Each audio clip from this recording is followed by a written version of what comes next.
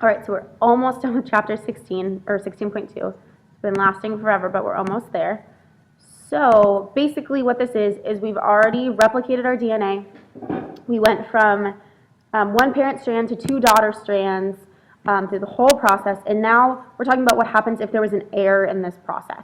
So remember that DNA replication is very, very high fidelity, meaning very faithful, and that the likelihood of a mistake is 1 in 10 billion base pairs or something ridiculous like that. So errors are very, very, very rare. I don't remember the statistics, but they're very rare. And so, but they do happen. And so what this section is talking about is when they happen, how they happen, and what we do about it. Because one base pair change can lead to an entire protein being made differently, such as sickle cell. So if we could repair that nucleotide or that base pair that's different, that's wrong for sickle cell before it was perpetuated into every single cell in your body, then we could prevent sickle cell. It's not actually that simple because you're born with it in every one of your cells, but neither here nor there. Basically, we're fixing the mistakes that are made during DNA replication. So DNA polymerase, when it's adding on new DNA nucleotides to the 3' end of a growing DNA strand, what it does is it actually checks to make sure that it's right. So let's say that I had an open A on my template strand. I bring in a T, and DNA polymerase 3 says, okay, we're good. This one's good. I can move on to the next one. But then if it accidentally brought in a C and it attached it, it would look at that, DNA polymerase would look at that A to C match and be like, no, no, no, this is wrong, and it would take out the C and put in a T. So your textbook compares it to as if you were typing on a typewriter, not a computer, a typewriter, and you accidentally hit C instead of T when you're typing. You could you see that automatically. You would backspace and put the correct letter in. So it's not like you went back later to check it. It's while you're doing it, you're checking it.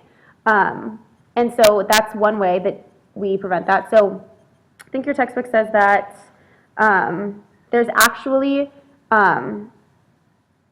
so incorrect pairings, like the one I just described, where DNA polymerase brings in the wrong nucleotide, are 100,000 times more likely than it to be left there. So this happens a lot more frequently, but then DNA polymerase always pulls it out and fixes it. So it's about, the error rate for DNA polymerase is 10 to the 5 nucleotides. So 10,000.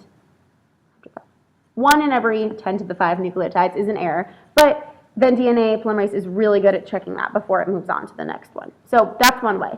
Another way is something called mismatch repair, which is when the DNA repair enzymes, they go along checking to make sure that DNA is correct and that there's no errors in it. They can see right away that there's an error in base pairing, so they'll just take out the incorrect base pair and put in the correct one.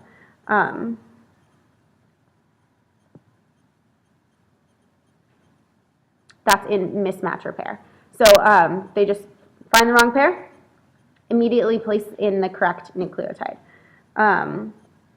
There's about 100 repair enzymes in E. coli, the bacteria, and there's 130 different ones identified in humans. So there's a lot of repair enzymes. It's really important that our DNA doesn't have mistakes in it all the time. Otherwise, that would not be very good for us. And then there's another kind of DNA repair, which is called nucleotide excision repair, or nucleotide excision repair. And basically this is when there's a couple of base pairs that are having a problem. And one of the most common ones is, and these can happen from, so this is not from DNA replication. This is when there are other errors in your DNA. For example, from an X-ray, from cigarette smoke, from radiation, anything like that. When there's an error in your DNA because of that, then we need to cut that out. So right here, you can see that these two thymines, you wouldn't know they're thymines, I'm telling you they are. They're not hydrogen bonded to their base pair. Instead, they're covalently bonded to each other. And what that's doing is causing a little bubble in the DNA, and it's going to cause a problem because replication is not going to happen right, transcription, translation are not going to happen correctly. So this is a problem right here. This is called a thymine dimer. Let's say it. A thymine dimer, you should know this, comes from sun damage. This happens a lot. So thymine dimers are very common in human skin. Comes from sun damage. And basically, what we need now is nucleotide excision repair. So we're actually going to cut out specific nucleotides and replace them with the correct ones. So what happens is here we have this molecule called a nuclease. Now remember, ACE means it's an enzyme, and the rest of the name is usually what it works on. So this is a nuclease. It works on nucleotides. So it's going to go find this thymine dimer, and it's not just going to cut out the 2 thymines. It's going to cut out the 2 around it, or several around it. Just cuts those right out. It leaves the template strand, but it cuts out the damaged side. And then what happens is DNA polymerase comes in, adds new nucleotides, just like it would as if it were replicating, and then ligase comes in, seals them together so that it's as good as new. So that's how we repair a thymine dimer using nucleotide excision repair. And this is, your textbook talks a little bit about the evolutionary significance, and this is important.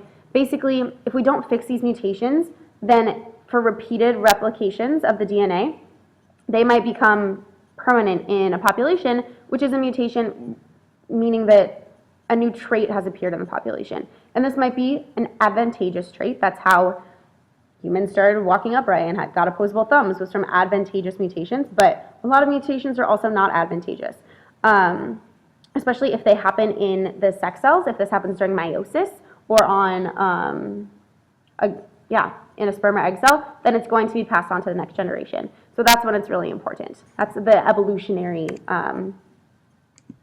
significance. So basically, that's how we fix errors in our DNA, but there's also something really important that has to do with the telomeres of DNA, which are the ends of the DNA molecule. And basically, there's a lot of extra stuff, extra DNA that doesn't code for anything at the end of our chromosomes. At the end of our chromosomes, because every time we replicate our DNA, remember that DNA polymerase can only add on DNA from existing nucleotides. So here, let's say this is the very end of our linear DNA molecule, because our DNA molecules are linear. So this is the very last fragment. Here's an RNA, this is the lagging strand. Here's the RNA primer, gets removed, replaced with DNA. Then finally, this RNA primer is going to get removed and replaced with DNA. But DNA polymerase can't add on right there because it needs to add on to a 3' end. And there is no 3' end because it's the end of a molecule. So what happens then is this strand is just longer, whatever. But then in the second round of replication, when this becomes the template strand, now this DNA molecule is shorter by however many base pairs the primer is. So one round of replication isn't that incredibly significant. However, it will eventually cause a problem, and the daughter molecules will become shorter and shorter and shorter. So if this were the case, then that would mean that every time DNA replication happens, we're losing genetic information. If these were our genes right here, but instead that's why at the end of our chromosomes, there's nonsense repeating segments that don't really mean a lot. So for example, the one that's found mostly in humans is TTAGGG. They're at the end of our chromosomes. It doesn't mean anything. It's just there as a buffer, basically. That's a telomere, or telomeres. Those are our telomeres. Now, as life goes on, as humans get older, this is still happening. So eventually, this could happen in an elderly human all the way through their telomeres and start going into the important parts of their DNA that make proteins. And so what we have is something called a telomerase. And so what a telomerase is it basically goes along and it adds on telomeres to make them longer. Restores their original length and compensates for the shortening that occurs during DNA replication.